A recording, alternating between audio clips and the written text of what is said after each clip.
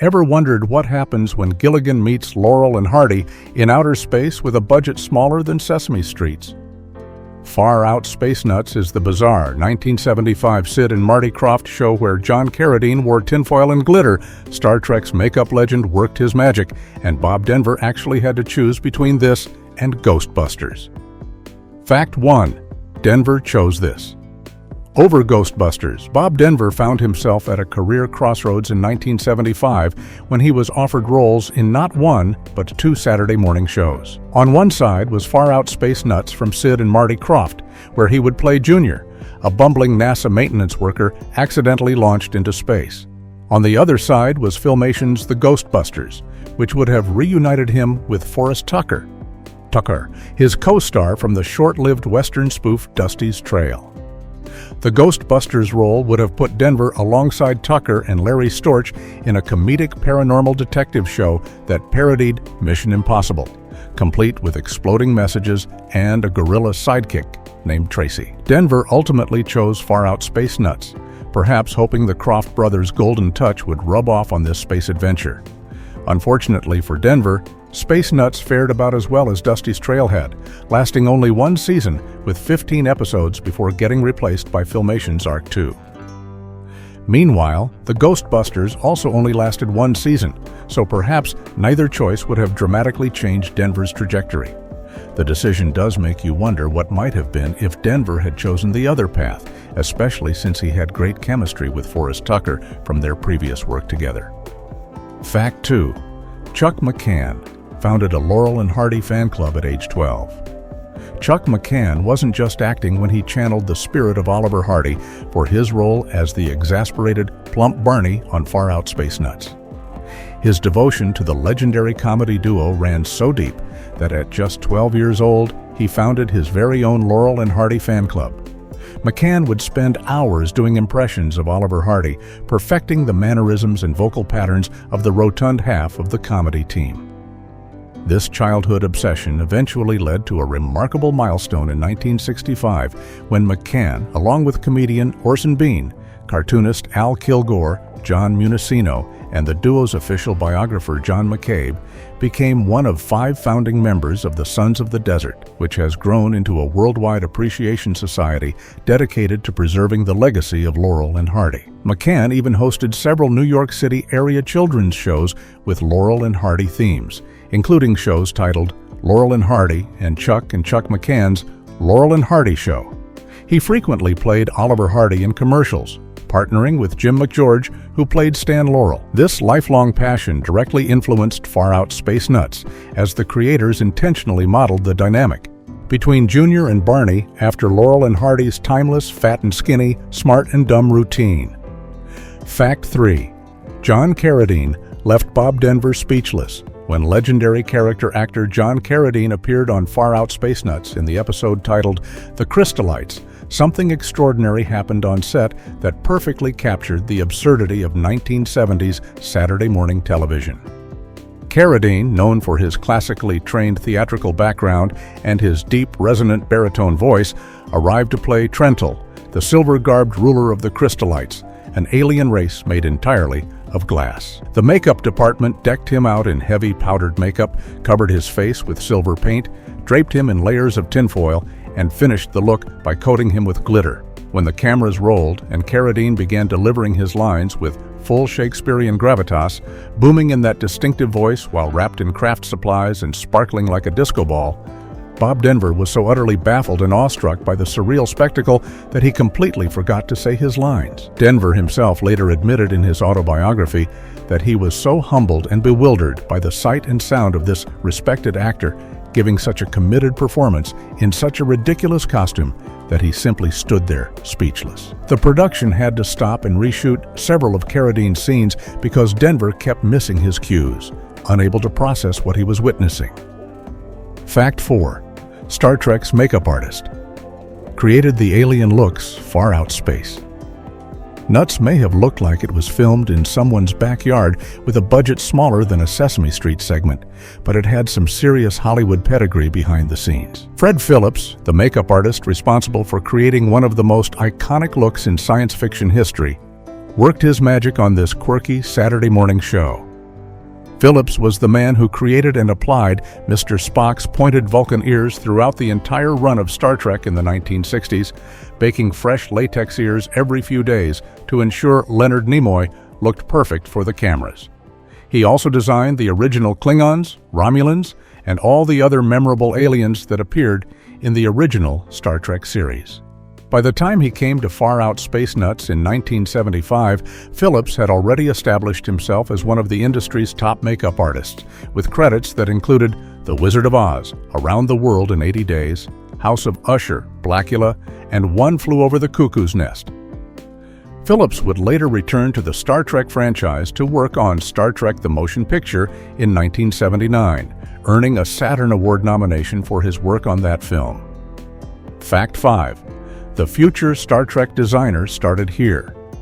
While Fred Phillips brought his Star Trek makeup expertise to Far Out Space Nuts, another future Star Trek legend was working behind the scenes in a different department. Herman Zimmerman served as the art director on Far Out Space Nuts during the mid-1970s, helping create the colorful alien planets and bizarre sets that the show became known for. This was early in Zimmerman's career, as he worked on several Sid and Marty Krofft productions during the 1970s, including Sigmund and the Sea Monsters, Land of the Lost, and The Lost Saucer. But Zimmerman's career trajectory would take him to the stars in a much bigger way.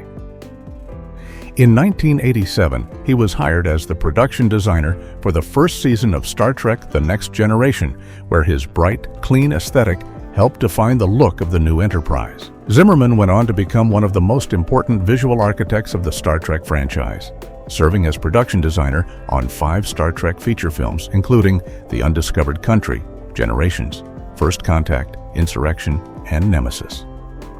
He also designed the sets for the entire runs of Star Trek Deep Space Nine and Star Trek Enterprise, receiving 4 Emmy nominations for his Deep Space Nine work alone. The man who helped create colorful alien planets for Bob Denver went on to design some of the most iconic spacecraft and space stations in science fiction history. Fact 6. The show was a last-minute replacement Far Out Space. Nuts has the distinction of being one of the more hastily assembled productions in Saturday morning television history. According to multiple sources, the show was created as a rushed last-minute replacement for a canceled animated series that had been scheduled for CBS's fall 1975 lineup. This explains quite a bit about the show's production values, which even generous critics described as remarkably cheap-looking. The sets appeared to be constructed from whatever materials were lying around. The special effects consisted mainly of brightly colored backdrops and stock footage, and the whole thing had the appearance of being filmed in someone's backyard rather than on a professional soundstage. The low budget became particularly obvious when you noticed that almost all the alien villains in different episodes observed the heroes from the exact same monitor prop, as if every planet in the galaxy shopped at the same electronics store. The Krofft brothers, who were at the height of their success with shows like H.R. Pufnstuf and Land of the Lost, apparently didn't have enough time or resources to bring their usual level of imaginative production design to this project. The rushed nature of the production may also explain why the show only produced 15 episodes before CBS pulled the plug and replaced it with Filmation's Arc 2 the following season. Fact 7. Honk's costume got recycled for Afghan production. Patty Maloney's iconic furry costume for Honk, the lovable alien sidekick who communicated only through honking sounds from the horn on top of her head, had quite an interesting afterlife once Far Out Space Nuts wrapped production. The costume, which consisted of a brown synthetic fur head with a rigid resin horn, a foam rubber snout, plastic and suede eyes, and a matching fur bodysuit complete with a metal wire tail, didn't end up in storage gathering dust like so many television props. Instead, the costume was later reused for another television project, as evidenced by a tag that was affixed to the outfit. The tag, marked with Krofft Enterprises Inc. branding, contained production information including Patty Maloney's name and an intriguing detail about its second life. The tag specifically noted that the costume had been repurposed for a production simply labeled as Afghan. What this mysterious Afghan project was remains unclear, though it's possible it referred to either another Krofft production or perhaps a completely different show that borrowed or rented the costume from the Krofft inventory.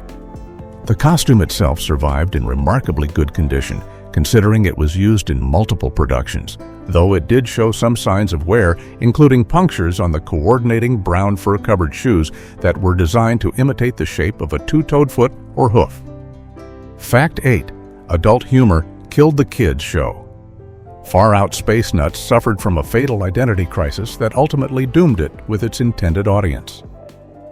While the show aired on Saturday mornings aimed at children, the writers filled the scripts with humor that was clearly targeted at adults, blending goofball comedy with satire that poked fun at movie cliches and parodies of other shows and films. This approach reflected the comedy stylings of co-creator Chuck McCann, combined with the Mad Magazine writing experience of Earl Dowd.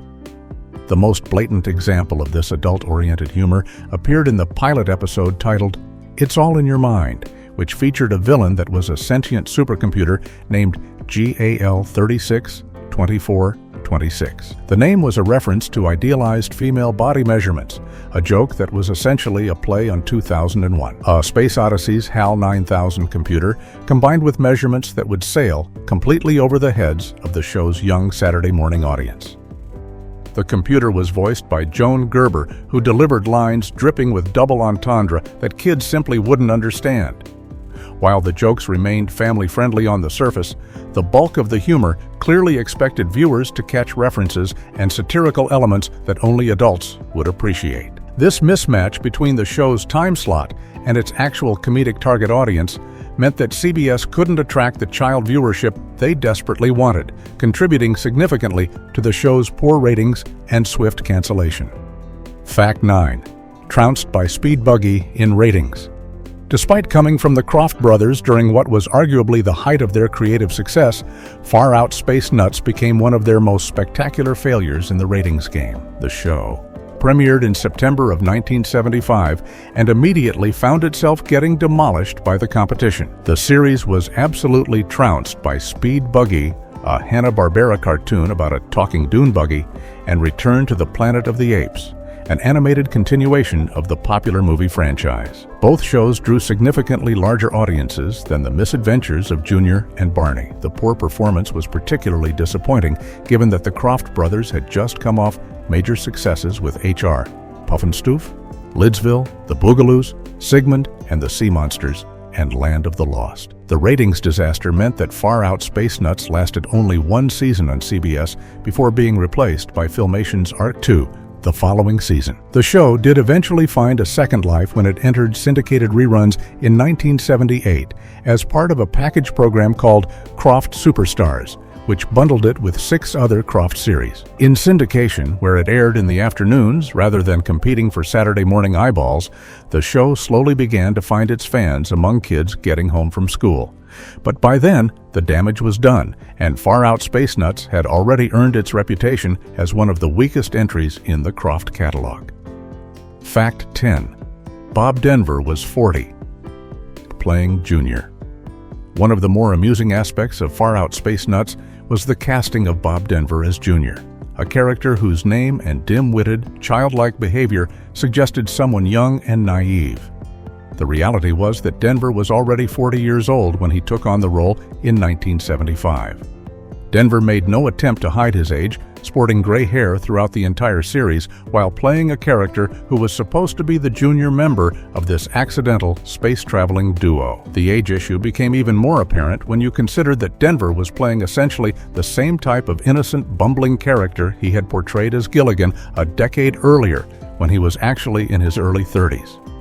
By the time Far-Out Space Nuts rolled around, Denver was well into middle age, but still being asked to play the same lovable klutz routine that had defined his career. His co-star Chuck McCann was actually younger than Denver, born in 1934 compared to Denver's 1935 birth year, making their on-screen dynamic of the older, more responsible Barney paired with the childlike Junior even more peculiar. Denver's gray hair and visible age actually added an unintentional layer of sadness to the character, as Junior came across less like a young innocent and more like a middle-aged man who had somehow never grown up. Fact 11. Characters were modeled. After Laurel and Hardy, While many viewers and critics dismissed Far Out Space Nuts as nothing more than Gilligan's Island in space, the creators had actually been aiming for something quite different with their character dynamics.